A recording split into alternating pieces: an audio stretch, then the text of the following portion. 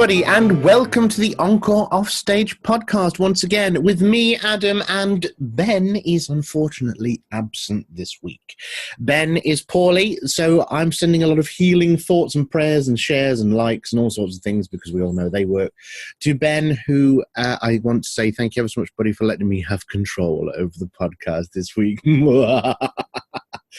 Oh, the power. I'm excited, but I'm also looking forward to having you back, buddy. And in the meantime, though, we are going to have a condensed podcast this week, because obviously there's only so much I can talk about on my own.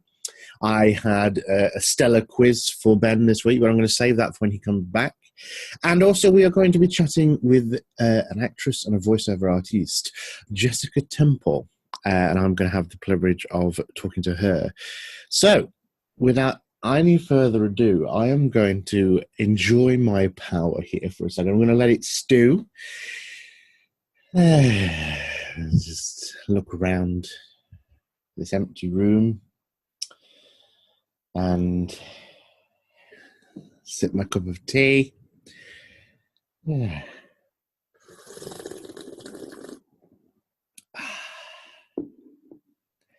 Yeah. Okay, so now that's sunk in.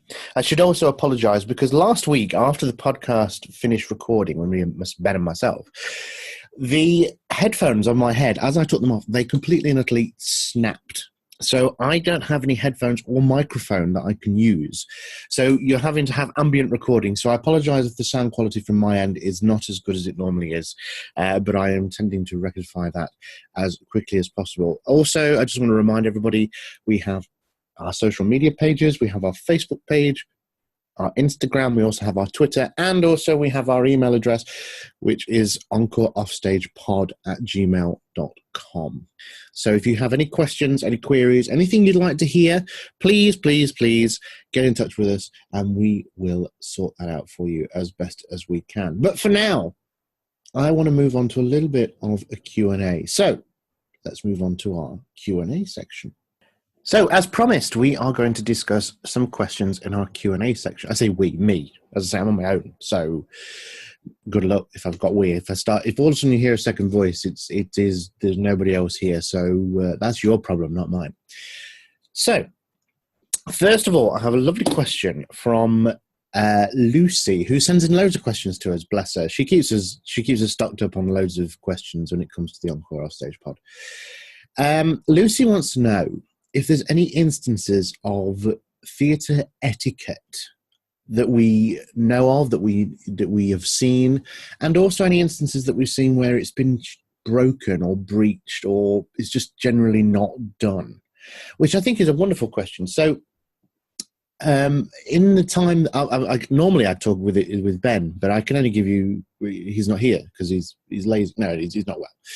So, I'll give you from my point of view. There's a lot of things in terms of theatre etiquette. And again, this is an important thing. What do you guys think? Why don't you send in some ideas of on-stage etiquette, or backstage etiquette even, that you have known, and also things that you've seen complete and utterly disregard? For me, the main thing is there's a lot of superstition with theatrical performers, and any kind of performer really. The old thing about not saying good luck, you've got to say break a leg. And again, the tradition behind that. There's the whistling backstage, or in the dressing room, and the ways you combat that. So I've seen a lot of people who flout those, and intentionally flout those. And the thing is, when you're working with performers and with other people, you have to have that camaraderie. So if somebody asks you to stand outside of your dressing room, spin around 3 times, swear and spit before you walk back in the dressing room, then you do it. Even if it's just a bit of fun, that's what we do. Is because we're all lovers and darlings and theatricals, baby, and we do these things. And so a little bit of eccentricity is included in the job description. What else? General things like being at the theatre or the venue on time, not leaving people waiting. A wonderful example, I did a play many years ago called Straight and Narrow, and I was playing the part where I had to open the show, and I was supposed to be on the phone, put the phone down, and I turned around and I talked for about 10 minutes to the audience purely, solely like a monologue, interacting with them, but like a stage comedian. And then I turn round, and then my co-performer is supposed to walk on stage, say a word, and walk off again, and that continues the show, right? Well, we did this play, and we did this one night, and we're there, and we were half an hour before curtain up, and he hadn't arrived, and we got to 20 minutes, 15 minutes. We had the 10-minute call, we had the 5-minute call. He still hasn't arrived, and we're all stood in the wings. It was about 2 minutes before the show was about to start. And the director walks up to me and he goes, "Have you seen him?" I said, "No, I haven't seen him yet." And he said, "Right, okay." He says, "Well, what we'll do," I can't believe we did this. He said, "Go on at the time, just curtain up, and do your spiel, and just pray that he's there for the moment that you have to turn around." I was like, "You want me to go on stage and hope and pray that the guy is going to be there in time to do this? Otherwise, I've got to pad and improvise for however long it takes for him to get on stage." So he said, "Yeah, we've got to do it." So I did it. I did this monologue, and all the while, it was a bit of double memory. I remember thinking, I'm going through the lines, but in my head, I'm going, "Is he there? Is he there? Is he there? Is he there? Is he there? Is he there?" And just at the moment that I'm supposed to turn around, I turn around, and this guy runs on stage. He's completely sweating. He's half his costume on. And he'd obviously literally just arrived, thrown some stuff on, and somebody had pushed him on stage. He said his line and walked off, at which point I relaxed. But it was like, oh my days. That's probably one of the most stressful moments I've done on stage for a long time. So if you're out there and you perform, make sure you're at stage on time. It's just polite and lets everybody else stress less. And if you're going to be late, let them know. You know, it's not in the modern age. We've got the old digital things. We've got our text messages and our emails and our instant messaging and things, and that's all we need nowadays, just to let somebody know, especially this person, the stage manager, or the director, or whatever. Anyway. That's one thing. Talking in the wings is also a good one. Many a time I've been on stage, and you can hear the conversation that people are having off stage. That's interesting. And you come off stage, and I've come off stage a couple of times. I've joined in the conversation.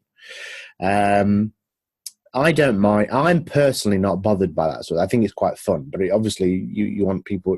For my personal concentration, I'm not bothered. But in terms of ruining the atmosphere, I know some people, don't like that sort of thing. From the audience as well, audience etiquette. Right, folks, if you go see shows and you want to be in the audience and you want to do the right thing, here's a couple of rules of thumb. Don't make much noise. If it's a musical and it's a popular musical, don't sing along with the cast. It's not a sing-along. It's not karaoke. It's a musical. Don't do it. Don't heckle. Don't talk. It's not a comedy show. Don't talk. It's not a discussion. It's not a panel. You're there to see a show. And otherwise, you're just going to put people off. And if you do have any noisy food, try and open it or eat it when there's some noise. Don't do it in a really dramatic bit. I did a play of Mice and Men some years ago, and there's a really dramatic bit. I won't spoil the show because obviously if you know the story, but there's a really dramatic bit in the middle which involves a dog, and we're all on stage, and we had a real dog and everybody there, and this night we had tons and tons of schools in, and the audience was packed, and in dead silence this dog's led out because the idea is it's going to be euthanized. And this silence, a dramatic pause, and all of a sudden the ending music to Candy Crush Saga comes from the back of the audience across over, and somebody's sat on the back of the audience playing Candy Crush whilst we're pouring our hearts and soul. Well, I didn't say anything at the time, but I was fuming, because you just think, well, it's just polite. Really, if we're going to be spending our time, our effort performing to you, at least take the opportunity to sit and actually watch us. And the other one is no heckling. I did a performance of The King and I, and the ending where again there's a bit of a, I have to explain. So there's a bit of a demise. I won't say who, but there's a bit of a demise. One of the characters at the end of the show. In fact, there's a couple of characters. So mystery, and one of the characters passes away at the end of the show, and really dramatic, really sad ending. And this one night, as the lights go down and the curtains close, this one person on the front of the audience, front row, turns around, she goes, "He's not dead, really." And it just utterly killed the atmosphere of the entire ending of the show. So if you know the ending or you know it's not real, don't care. Just shut up. Just enjoy it. There's the old story of, again, The King and I and Yul Brynner on stage, and there was some children in the front row he was in this scene, and I don't know the exact words, but halfway through this scene, he breaks character, gets up out of his bed, walks over to the front of the stage, leans forward and goes, "Excuse me, would you mind being quiet? I'm trying to act here." And then goes back and carries on the rest of the scene. And you're like, that's unprofessional, but also, really, you know? So yeah, there's some instances for Lucy of theatrical etiquette, and some things that we do and some things that we don't like, and how to combat that. Okay, so we have a second question from Eddie, who sent in an email to our email address at encoreoffstagepod@gmail.com. It says, "Hi, Ben and Adam. Love the podcast. I have a question for you both. I'm interested in getting involved in theatre, but I have no professional experience or training. Is it still possible for me to be involved in the industry?" And that's Eddie. So, Eddie, what a wonderful question. Thank you ever so much. Ben obviously is doing his A-levels, and I also have no professional training. But I know a lot of people, and as you know, we have a lot of guests here, and a lot of them have had formal training, and it's a tough one. It depends on, I would say personally, it depends on what you want to do. Let me qualify that. So if you want to be involved in the West End, or you want to travel, you want to go out and you want to go across the world, you want to be famous, all this, that and thing, whatever you want, training is extremely beneficial. I had a career change. I changed from the law to acting. I'd always been interested in acting and performing, but I never actually trained. The only training I ever did was when I was young. I had LAMDA public exams. The reason being is that originally I had a speech impediment, and I had the training, the speech therapy to get rid of it. And at the same time, I did the external exams for LAMDA. So those that don't know, you sign up to LAMDA, you do one of the things. So it could be an exam in mime, it could be an exam in improvisation, prose, whatever. And you work towards this exam. You go in, you talk to the examiner, a bit like dance exams or singing exams. You go in, you do the thing, and at the end of the day, you get a certificate, or you pass or whatever. So I did those, and that was the only training I really had. Was I spent a couple of years doing all these different exams, and I loved it. It was great. And the thing is, that by no means is any kind of formal training. I, at the time, wanted to go to drama school, but it didn't happen. Now, however, I know that I don't think I'd be able to make it through drama school. I don't think I'm the sort of person who has the personality or the character. I don't have a thick enough skin to make it through drama school. I think there are lots of other more talented people out there who certainly deserve the attention, the work, and the praise more than I do. That doesn't mean that I haven't got involved in certain bits and pieces. I did have an agent in London for a couple of years. And again, that was an open audition. And they accepted me, which I was extremely proud of. It did mean I had to, obviously I'm based in the Midlands, so I had to travel down to London for auditions, but I was willing to do that at the time until circumstances weren't possible for me to continue doing that. But also I've been involved in films. I I was surrounded by lots of very talented people. I with a friend of mine, we started a video production company. We started doing a pilot for a potential TV series, which we did. We filmed. It took us a long time, but we loved it, and we are continuing now to consider redoing that. I got involved in acting coaching. So I had students and pupils. Tom, who you heard in episode 2, was one of my first pupils, and I helped him with his auditions to get into Tring Park, which was a wonderful day when he said he got in. But I don't say, "Oh, Tom, yeah, he's one of mine." He was one, he was one of my first students, but he's gone so much far and beyond anything else that I could have taught him. I've been an extra. I've done all sorts of different jobs. I've done some photo shoots and things. And the thing is that training helps. Training helps a lot. I think if you want to do it as a constant profession where you need to learn the lifestyle, you need to learn the appropriate skills, you need to have that technique and everything ready for what you need to succeed. What you need to succeed. I'm a poet, and I didn't realize. And you will never ever be let down by that training, I don't think. That's not to say that there aren't other opportunities out there for people who haven't had the training. There are local films that you could do, and if you want to audition for those, you could do those. Local productions. If you are lucky enough to be in an area where someone is putting on a local low-budget production and they're offering a profit share, you can be involved in that if you're good enough. These things are out there. And again, I was once told, if you can't find the work, make the work. If you have an idea and you think it will work, then do it. That's entrepreneurism. That if you have an idea and you believe it in enough, just do it. Try and make it work. And whether you succeed or not, don't take that as a success or failure. Take it as an opportunity, and then move on and find the next thing. See how it will work better.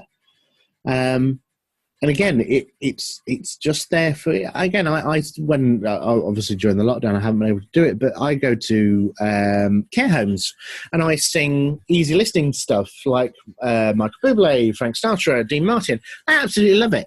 I couldn't be on a cruise ship and do the things that they do, but I'm happy enough to travel around and do the things that I do, and I get paid for it. It's not mega bucks, but it helps pay the bills, and that's the sort of thing I enjoy.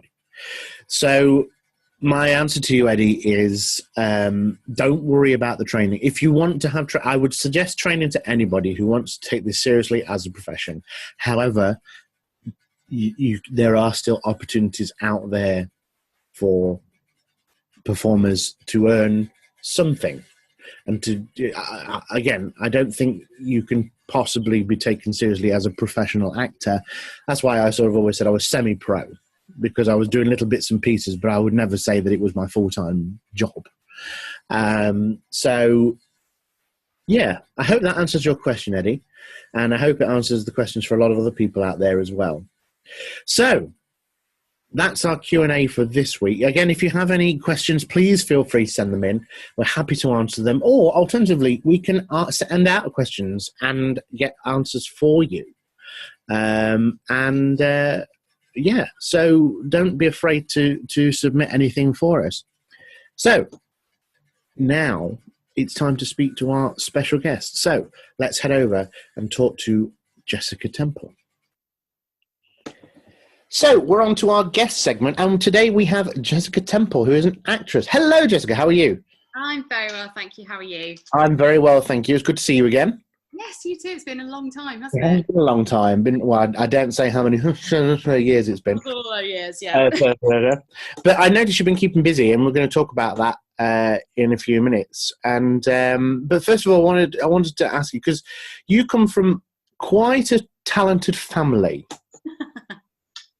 Yeah, I've got people who. I mean, I grew up doing theatre, so that's kind of how I got into it, really. Yeah. So tell us a little. So you've got yourself, you've got your brother, you've got your dad, your mum. What sort of things? I mean, your brother does filming and He does art and all sorts of things. Tell us a little bit about what some of the things that they do, just so that, because people at home who don't know you per se, just sort of see what sort of inspiration you've had to draw from. Yeah, I mean, my youngest brother, because I've got two older brothers. My youngest brother Sam, he went to Leeds College of Music, and he's a brilliant musician, but kind of has gone down the route of graphic design, art, videography, that kind of stuff. So he works for a Nottingham company called Art of Football. So he's very happy doing that. Oh. And then my parents, my mum is head of music at my old school, but she's an amazing musician. And used to, when my parents were together, they used to sort of, my dad was the director and she was the MD, so they kind of were a little power couple in the heyday. And my dad, he kind of does it all really. He plays the piano, he conducts orchestras, he does orchestrations, he's a musical director, he's a director, he is just the whole package really. So I was really lucky in that I just grew up surrounded by theatre and rehearsals and singing and musical instruments and orchestras and all this, amazing stuff. So that's my roots really.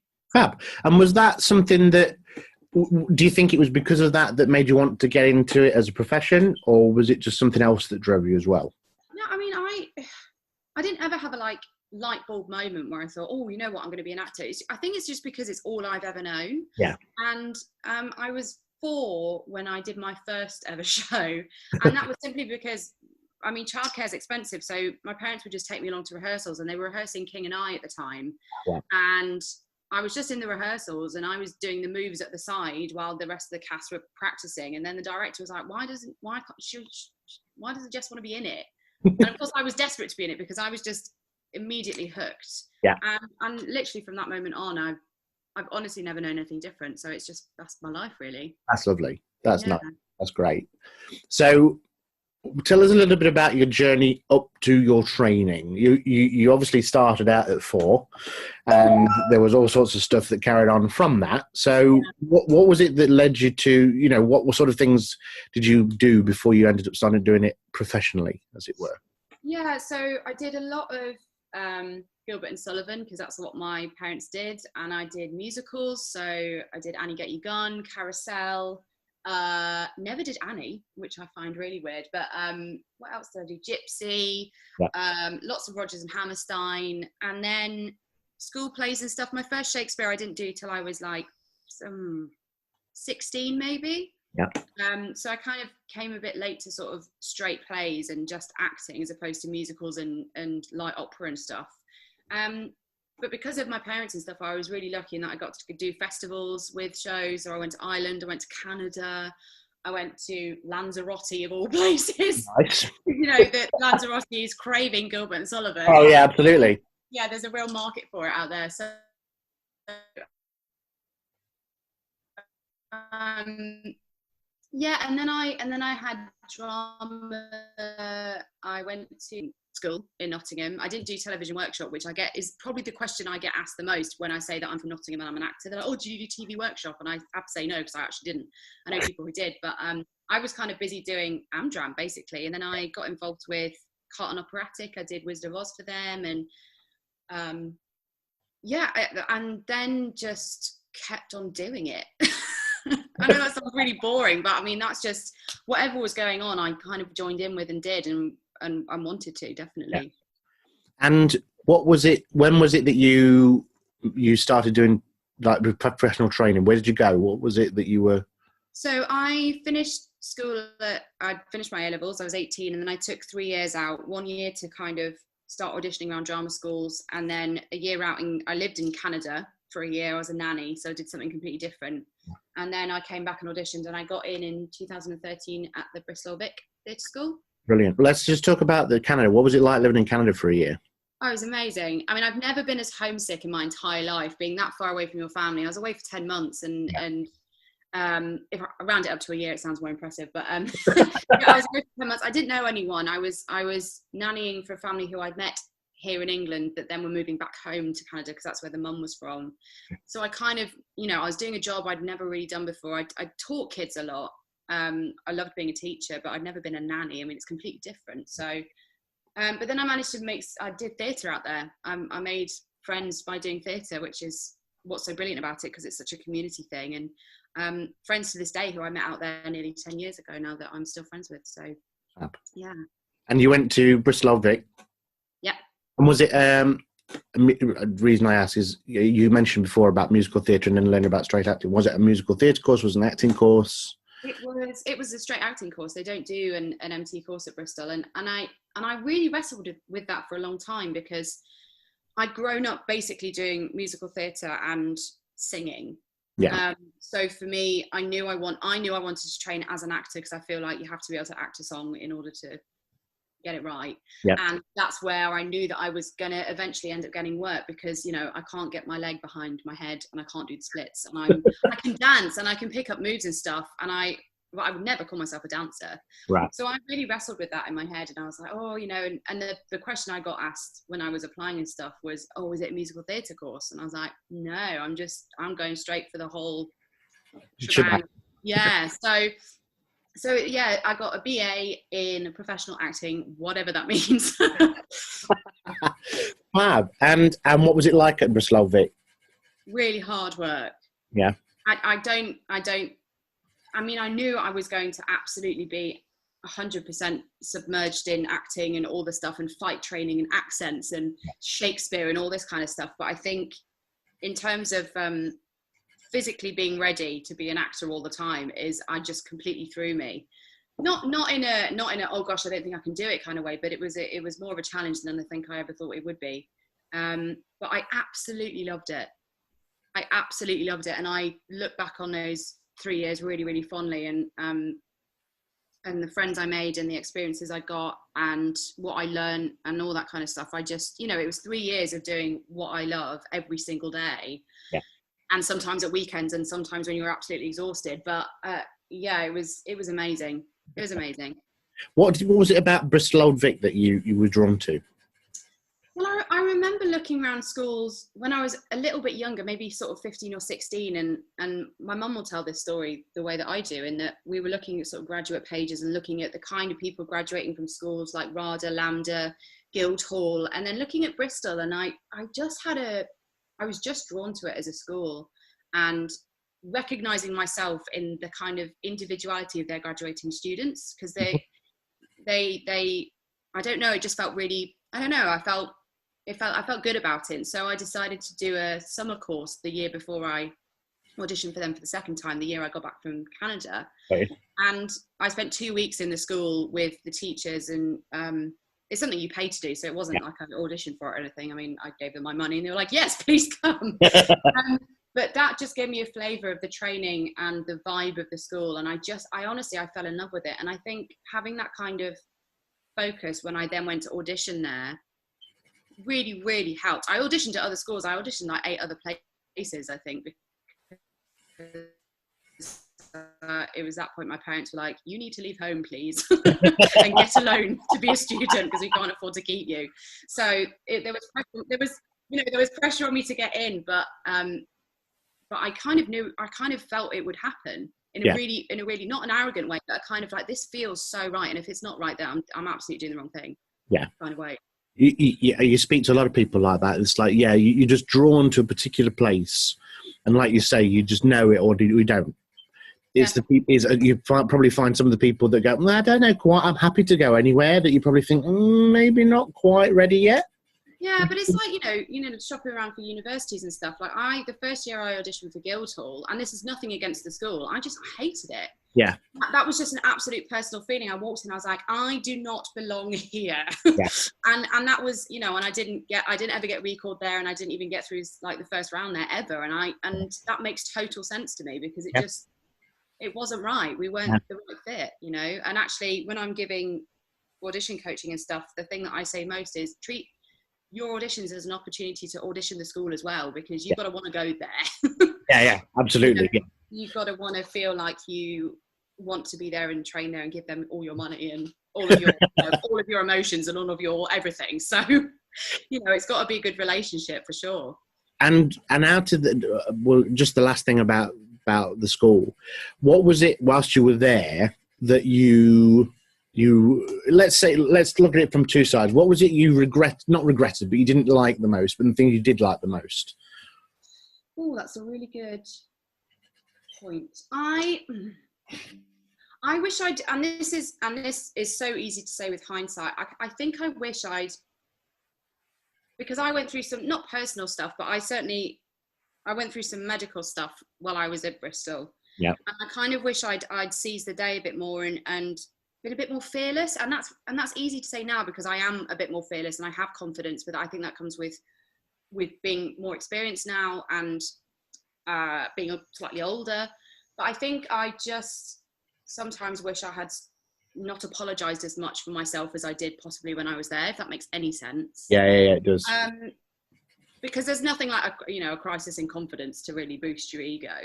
When you're just like, maybe I'm not a very good actor, and maybe I can't do comedy, or maybe I'm not a dancer. Whereas actually, it's like, no, you are, and you are all those things if you want to be. And actually, if you just kind of root yourself a little bit more, it will all be okay. Like, don't panic. I'm anxiety stricken anyway, so put yourself in a situation where you're being constantly critiqued and challenged, and it can really mess with your head a little bit. So that's true. Yeah, but the thing I love most, the sense of family, the sense of community, the kind of the variety in what we did, and I miss stage combat so much. Actually, I think I enjoyed that like more than I probably should have done. But there's nothing like having a sword in your hand and just beating the crap out of something. So I'm just like noted. I remember that one. Right. Okay. Yeah. I don't have one here, so don't worry. I'm not going to come at you or anything. Brilliant. Oh, I love that. So when you finished and you graduated, some people find it easy to fall into it, or they had a bit of a struggle. What was it for you? Well, I was very lucky in that. Well, unlucky in one sense that I left without an agent. Right. I was one of maybe 3 in my year who didn't manage to bag one for whatever reason, and that in itself was a bit of a challenge for me mentally to kind of go, oh, well, that sucks, and why is that? Is it my fault, or is it Yeah. But I worked with a director called Sally Cookson in my second grad show of my final year, and she cast me in a show, so I left with a job. Which without that job, I don't know where I'd be, and I don't want to think about it because I don't know, that set me on my career path. And then I got my first agent from that job, and then I got my second job, and it all just kind of has fallen into place. There have been moments for sure, but that was my way in. Yeah. And that's thanks to Bristol for bringing in a great director, but it's also the project we worked on. It was the timing of it. It all kind of seemed to, it fell into place a little bit for me, which is really lovely. Okay, yeah. That's good. That's a good story. That's great. Yeah. And what sort of, tell us a little bit about some of the shows you've been involved with. Yeah, so the first show that I went into the National, so that was the show that Sally cast me in, and that was just amazing. And again, I thought drama school was hard, and then I did that show and I was like, no, this is harder, because we were flying. I was playing, I was as a classic ensemble member who was playing 17 different things with hats and wigs and coats and crutches and pirates and mermaids and all that kind of stuff. So, but it was at the National, so I can't, like, to have that as a debut was pretty cool. Yeah. And I still, the family I made during that show are still really brilliant people who I hold very close to my heart. So so that was my first job, and then I went on to do an all-female version of Medea at the Bristol Old Vic. So I went back to Bristol. It was really nice to kind of not go back home, but I fell in love with Bristol when I lived there for 3 years. So that was really lovely. And then I've done Shakespeare, I've done touring, I've done kids theatre. I did The Man of Sir George III, which was at the Playhouse in Nottingham 2 years ago, which was unbelievably great. And then I've done a bit of TV as well, which I didn't think would happen for me as soon as it did. So that was super nice. Rites of passage doing Doctors, obviously. Yeah. As every actor must. Yeah. And then I also, having worked with Mark Gatiss on George III, he then cast me in a Christmas special that he was directing. So that was last year. And then, yeah, that's kind of stage work and acting-y stuff. But then I guess I've made a living from doing voiceover work mainly. Cool. Well, we'll come on to that in a second. But what was it like? You've touched on it, but the madness of King George III. Yeah, Madness of King George. We'll just say Madness of George. Yeah.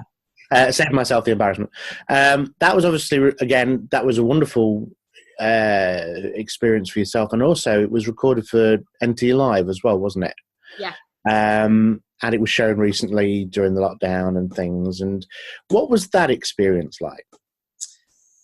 Terrifying a little bit. Only because, so with Peter Pan, we actually did an NT Live, but it wasn't broadcast at the same time. So we recorded it live and then it was shown at a later date. So that felt like, I mean, it's fine, they're just recording the show and we're doing it. Yeah. Whereas with George III, I was very, very aware of the cameras, of the fact that, there were, 50 more people in the building because they were having to check wigs, mic, makeup, making sure you're looking at me now, Adam, I have not ironed my t-shirt, and that would never go, like, do you know what I mean? Like, people like screaming you before you go on stage, and the rehearsals for it. And I think I was most nervous because my very first bit to do in the show was at the very top, and even thinking about it now I'm getting anxious. I had to roll out this red carpet by like rolling it out all from the top of the stage right down to the front. Right. And Billy, the actor I was doing it with, is about 2 foot taller than I am. Right. So there's little me with my little legs trying to keep up with him. And in the rehearsal, I actually went arse over tit. And I was like, this is going to happen. This is going to happen. And everyone is going to be watching all the way, like, around the world. And it's going to be recorded till the end, like, forever. And it's going to be me falling over myself because I'm just, honestly, it was the worst opening to a show I've ever had to do, because it never got easier and I was always nervous about it. But saying all that, when you're then in the swing of the show, you kind of do loose, like, you're just doing the show then. And what was really nice was to kind of go and watch the monitors at the side of the stage and watch the bits that, I mean, I was very rarely had time to do that, but there was a particular section at the end of the play where George is reading Hamlet. No, not Hamlet. No, King Lear, sorry. Right. And it's a beautiful, like, calm moment, and we all stood there watching Adrian Scarborough and Mark Gatiss and Jack Holden on the stage, and it was just beautiful. And I felt really, in that moment, I was like, oh yeah, this is good. Brilliant. Yeah. Oh, bless you. So we can't talk without talking about 2020 and lockdown. Yes. How you mentioned about voiceover work, and is that what's kept you going during lockdown, or has there been other things as well? I'd be lying if I told you otherwise. I mean, voiceover has kept a roof over my head. Brilliant. Because that's, where a lot of people are struggling at the moment, particularly in London, where it's when you're not working, it's harder when there are no jobs. I booked a really big job at the end of last year that sort of carried on through to this year. And that's kept me going. And then I've had a couple of other things come in, and then I've actually recorded some audio drama as well, which I'd never done before. So I feel like that has been my absolute savior, like, and with actors, certainly, our muggle jobs, which I hate the term, but our muggle jobs often are sort of in a sector that now just doesn't exist or isn't happening. Yeah. So I think to have a side job, which essentially is what my voiceover work is, that is sustainable and does mean that I can just do that and not worry about having 7 other jobs. Yeah. I feel incredibly lucky, and that's mainly because of my regional accent. That's why I get work, which is why I'm like, yes, Nottingham, brilliant, thank you. Love it. I like it. Yeah, that's grand. And for anybody out there that sort of, because obviously people think that voiceover work's easy and it's not. What advice would you give to people who want to do that sort of thing, who want to do voiceover work, and sort of what would you say to them? Practically getting a voice reel is where you need to start, because that is your kind of CV, if you like, to send, or your show reel to send off to agents, to voiceover agencies, who then will get you the work. I mean, it's very hard to make it, I think, as a freelance voiceover artist who doesn't represent it, because there's also things like contracts and stuff that I have no idea about, that I let my agent deal with.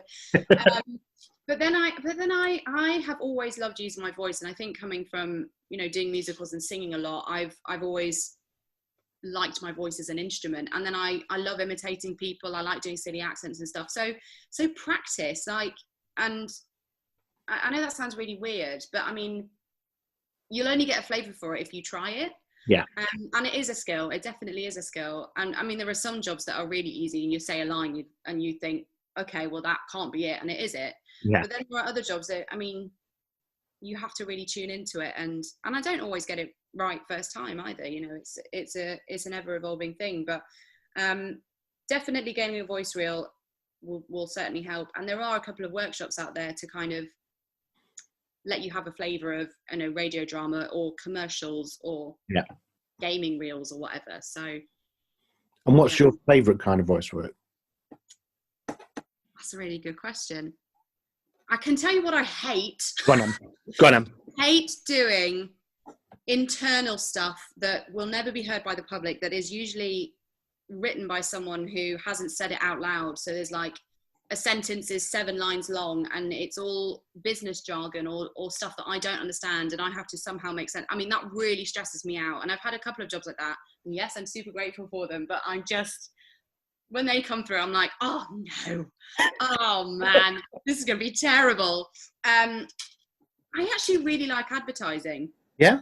Yeah, I think there's a real skill in being able to sort of sell something with your voice. Yeah. And I love it when you know you get it right, and the creatives in the room who are just like, yes, that's it, brilliant. And that gives me a real buzz, I think, because you're like, oh, I'm part of this thing, and then it's making this thing, and you know, it's being part of a team for sure. Yeah. Our audition, I mean, obviously people expect auditions as you go around. Are they different for voiceover work?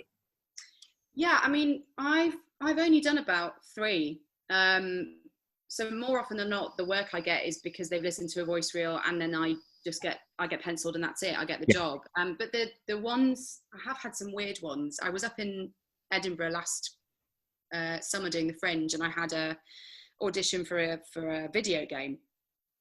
And I had to do that over Zoom, but they didn't want to see me. So I had to it was just, I mean, that's weird. Okay, yeah. I've had to do, what else have I had to do? I've been in for tests for stuff and things. And that's just, I mean, that is basically an audition. That's like, you know, going into a room and doing your scene and then leaving. That's essentially what that is. So it's just using your voice, really. Cool. Yeah. Wicked. So going into 2021. Yes. And hopefully beyond, let's put it like that. What do you have in the pipeline? Do you have anything in the pipeline, or do you have anything you want to work towards? Well, I was very lucky in that I changed agents about a month ago, which I never thought would happen, especially not in this year. Yeah.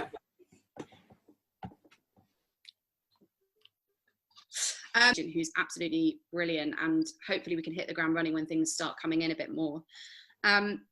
Obviously TV is where the work is at the moment, because theatre is sad right now.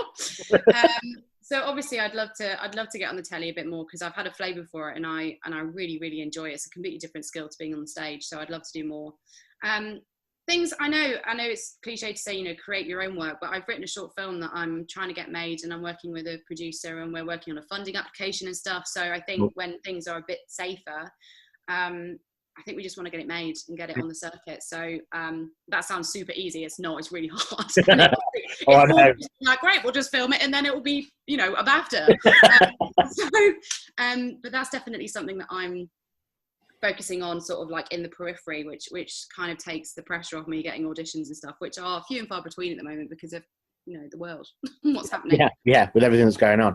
Yeah. And is there anything that, other than the film, is there anything else that you'd like to work towards?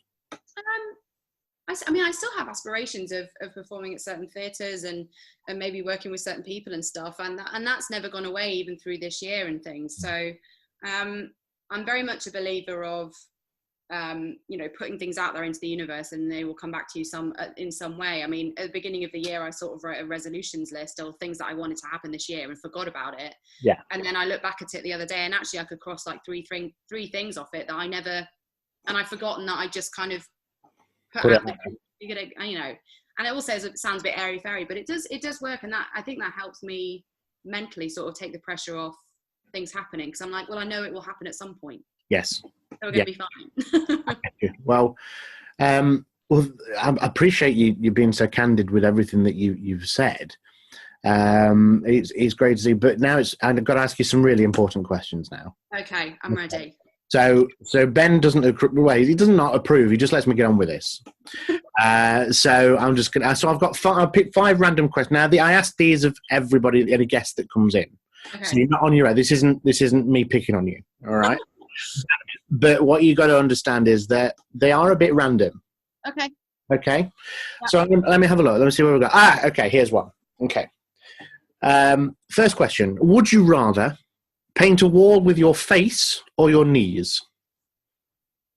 Oh, knees, absolutely. Oh, okay. I feel like I've got more expression in my knees. Not that my knees are very, expressionist, but yeah. It's a common answer. It's a common answer. I like it. Yeah. Okay. Here's a bit of a deep one. Okay, I'm ready. Would you rather have a 1-minute conversation with your past self or your future self? Oh, but if it's my past self, that's already happened, so I can't do anything about that. Well, yeah, potentially. So, or could you? It's like Inception. My brain's going a million miles an hour. You know what? I think I would. But then if I talk to my future self for a minute, I know I can see where I'm going. Yeah. But you see, if you talk to your past self, can you direct your past self into something else? But then that would change your future self, wouldn't it? Yeah. You know what? I'm gonna have a chat with my past self, because I feel like there's so many times where now I can look in hindsight and I know what I'd say or how to improve the situation. Yeah. I'm gonna go with that, and then whatever the future holds, so be it. Cool. That's good. I like it. Okay. Here's one. All right. It's a bit of a long one, but just bear with me. I'm here. Would you rather be able to teleport anywhere in the world for 1 second and back once a day, but only to plant a whoopee cushion, or be able to fly, but only at jogging speed 1 inch above the ground? That's brilliant. Whoopee cushion every time. Whoopee cushion every time. Yeah, I'd go with that one. I mean, I have dreams of flying, so that was really hard for me to turn down, but I also can't say no to a good fart. Oh, yeah, right. Yeah, fart jokes. I can choose where it goes, and I know if there's some massive summit meeting in the or something, I'm going to plant the cushion. It's going to happen. Yeah, it's going to happen. Yeah, it's it's Jess again. Right. Sorry, Angela Merkel, it's coming for you. Okay, here's one. Would you rather be able to speak to animals or every language in the world? Oh no, that's really tough, because one of my dreams is to be bilingual animals. I think I'd just be happy for the rest of my life. I can always learn a language. I can't learn the skill of animals. Yeah. Cool. Fun. Fair enough. I like it. Okay. This is a big one. Okay. Right. It's the last one, so don't rush it. Think very carefully about this one. Okay. Would you rather have a 10-inch long belly button that swayed to music, or accordions for legs? Oh, you know what? I think the novelty might wear off, but I think I'd have to go with accordion legs, because the thought of a dangly belly button makes me want to go inside myself. So I think I'll go for the comedy accordion legs. Accordion legs. Okay. Yeah. I like it. Okay. Well, that's all the questions I've got for you. I know, and the last 5 were obviously the most important ones. Obviously, that's what the listeners are here for. Of course, yeah, I know. But Jess, thank you ever so much for popping in. No, thanks for asking me. Absolute pleasure. And would you be happy to come back again at some point? Absolutely. Yeah, anytime. I mean, I'm super free right now. So you Well, check my diary. oh wait, yeah, oh, so yes, likewise. But seriously though, thank you so much. It's lovely to catch up with you again. Yeah. Give everybody my love and all the best for the future. Thank you. And you've got some supporters here. You've got me and everybody else. We're all rooting for you. So all the very best, and we'll see you again soon. Thanks, Adam. No problems. Bye. Okay. So that is it for episode 6 of the Encore Offstage podcast. Thank you ever so much to Jessica for all her candidness and telling us about her stories and things. And also thank you to Eddie and Lucy for your questions. Thank you, Ben, for letting me have control of the podcast for a week. I hope the power doesn't go to my head, and I'll let you have half of control next week. We'll see. But it also means that I don't have to go back into the cupboard. I love not going in the cupboard. But it's too bright outside, so I'm going to choose to go anyway. I always remember, everybody, we're on Facebook, we've got social media, we've got emails, all sorts of things. Send in your questions, like, follow, subscribe. If you enjoy the podcast, please leave us a subscribe, leave us a like, a 5-star review. It gets us seen by more people, especially on iTunes and things like that. So please get it out there so that we can get more people, and hopefully we can get some more guests. We're booked up for this season, as in up until Christmas, but we're always looking for people from January onwards. So if you follow the podcast and you want to get involved and you want to have a chat with us, don't feel like you can't ask. So just get involved and get stuck in. We want to hear from you. And so thank you ever so much, everybody. I know I don't have to go back in the cupboard, but I feel like it's the thing to do. So I'm going to head back to the cupboard, and I will see you all next week. Thank you ever so much, everybody, and goodbye. Thank you so much for listening to the Encore Offstage podcast. If you fancy, you can follow us on Instagram, Facebook, and Twitter at Encore Offstage Pod. We also have a YouTube channel where we upload a video version of this podcast, and that's also at the Encore Offstage podcast. Remember, if you enjoyed the show, don't forget to leave us a rating or review on your podcast app of choice. Thank you so much for listening, and we'll both be back next week.